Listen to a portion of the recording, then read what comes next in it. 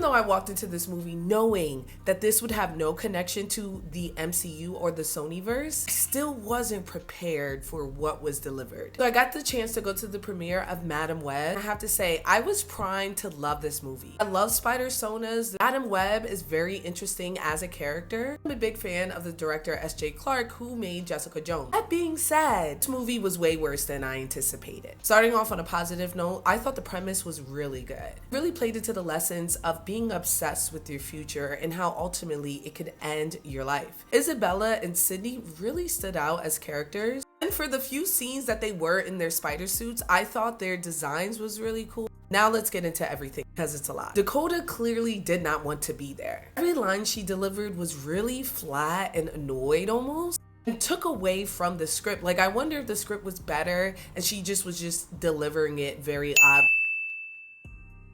It's a shame because Ben Wyatt was in it and he was incredible. There were also some moments that she was very cavalier where she should have been very concerned. Once again, I think it was because she had a relatively flat performance. Outside of Dakota's performance, I also felt like the movie didn't set up Madam Web as a tactical person. That she's smart, but is she a tactician? Where does she learn how to use her powers in this way? While the chemistry between the three girls and sometimes Dakota was really good, there were many times that their motivations and decisions were completely out of the character that they gave us and was like outright dumb. I mentioned before, the motivations behind the villain was really cool, and I thought we were gonna get like another Miguel O'Hara moment, but the script didn't allow it, and it honestly made him seem ridiculous. Finally, the graphics and the way that the movie was put together was not up to par to something of that caliber. Reminded me of mid-series Arrow CW. A lot of fireworks, some wonky CGI, and really on the nose dialogue. Oh, I love CW. I'm a big fan, but this was not doing it for me. It's also a huge missed opportunity to connect it to the Spider-Verse because